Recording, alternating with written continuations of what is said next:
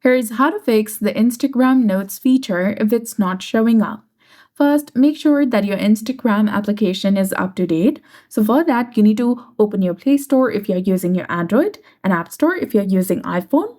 From here, simply search for Instagram application, and if you see an update button instead of open, which is highlighted in blue color, select it to update it to its latest and newest version available. If updating does not work and you're using iPhone, you can try offloading the application. Go to your device setting and then go to General and then iPhone Storage. Find Instagram in the list, tap on it, and then tap on Upload App and confirm by tapping Upload App again. And this clears the app's cache and remove temporary files which can fix bugs and improve performance. That should definitely help you fix the problem.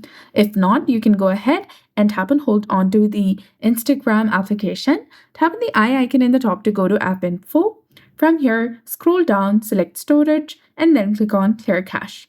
You can also try clearing the data, but this will remove all the files, settings, accounts, and databases. So you need to be very careful regarding that.